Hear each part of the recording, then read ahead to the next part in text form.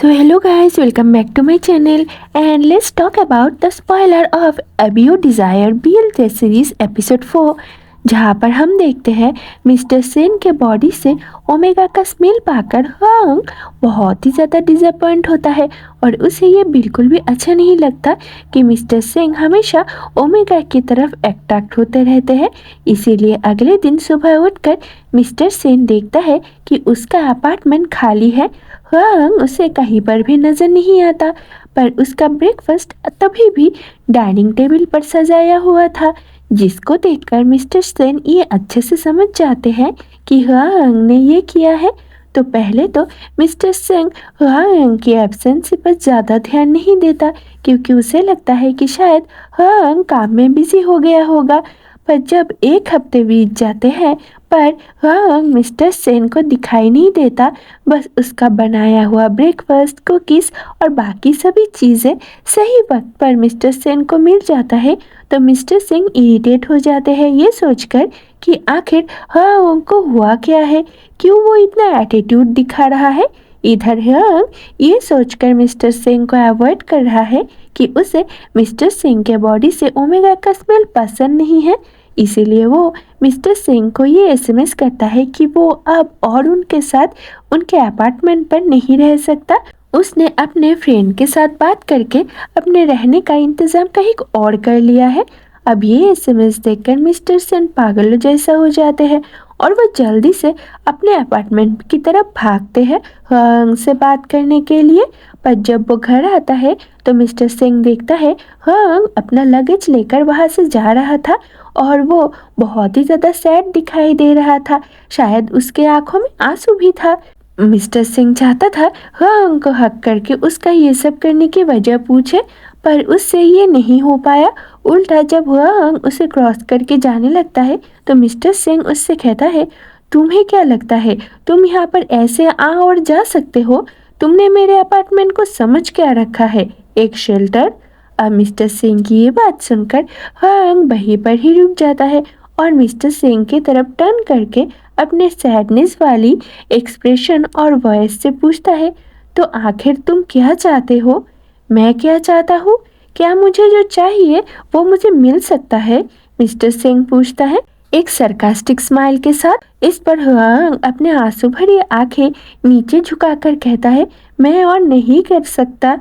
अब हंग का ऐसा इमोशनल होते देखकर मिस्टर सिंह को गुस्सा गायब हो जाता है और वो हंग के थोड़ा सा करीब आकर सॉफ्टली उससे पूछता है, क्यों नहीं कर सकते हो? Because I really like you.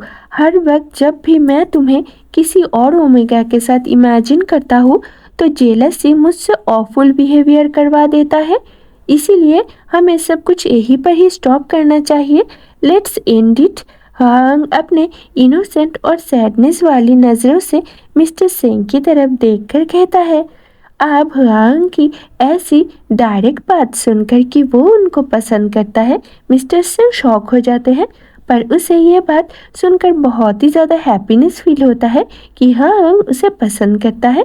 अब जबकि मिस्टर सिंह हंग को ऐसे जाने नहीं दे सकता था, इसीलिए वो उसको हक कर लेता है और जब तक हंग अपने इमोशंस को संभाल ना ले तो कुछ देर बाद मिस्टर सिंह हंग से अपना हाथ ब्रेक करके उसको एक छोटे से किस करता है और हंग से कहता है कि अगर तुम्हें मेरे बॉडी से आने वाला ओमेगा स्मेल से इतनी प्रॉब्लम है तो मैं तुम्हें प्रॉमिस करता हूँ कि आज के बाद ऐसा कभी भी नहीं होगा।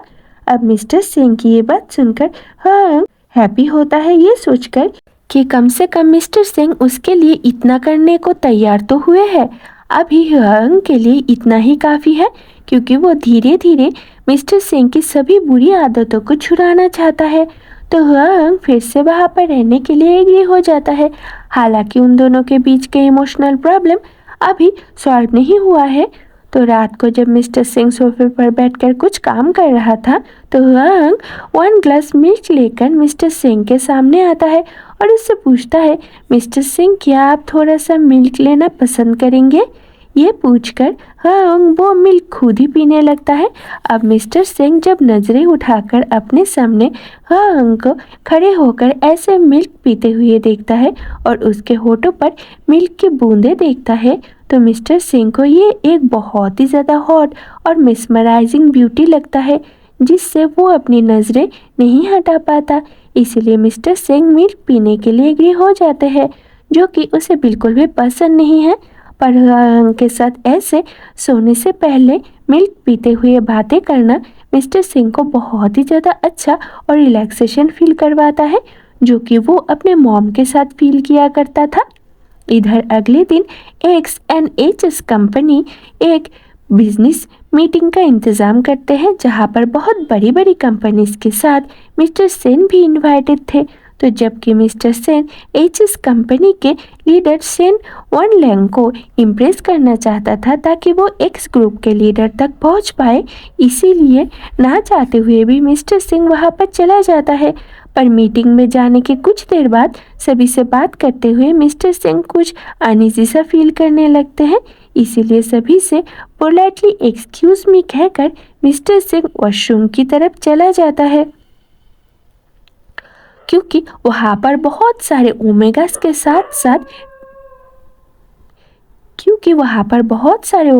साथ साथ बहुत सारे बीटास भी थे।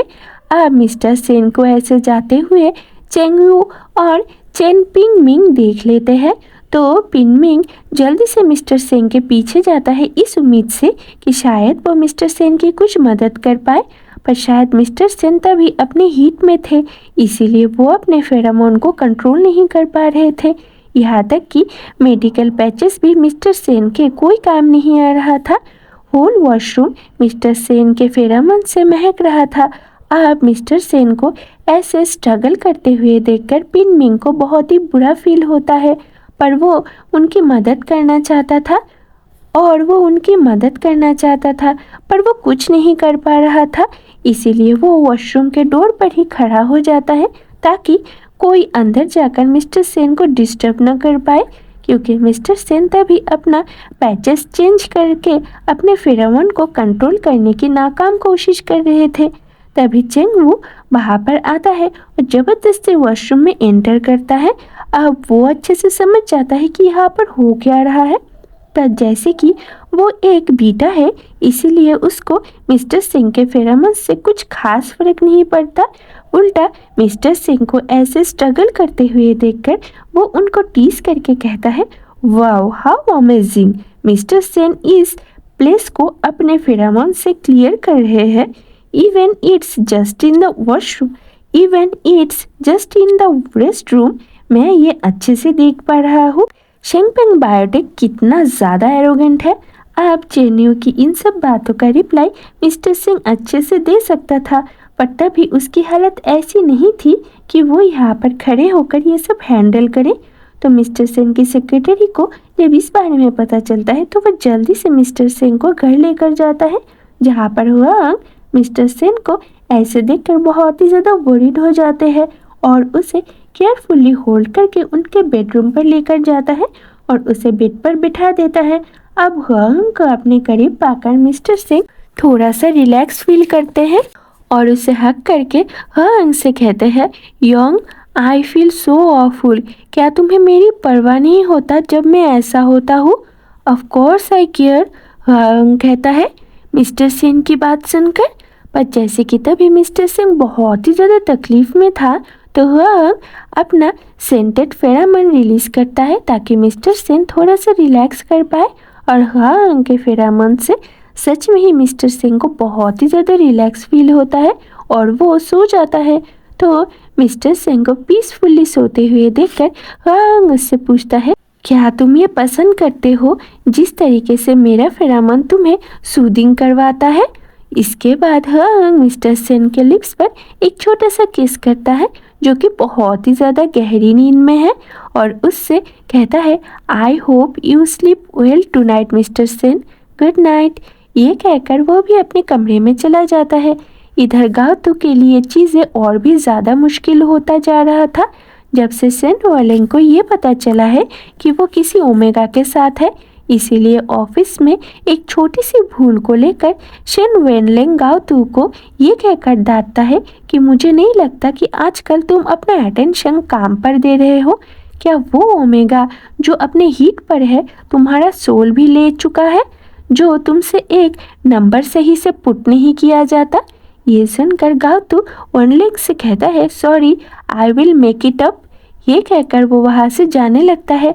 तभी वनलिंग उससे फिर से कहता है, तुम्हें पता है ना, I hate omega. Yes I do, गाउतू कहता है।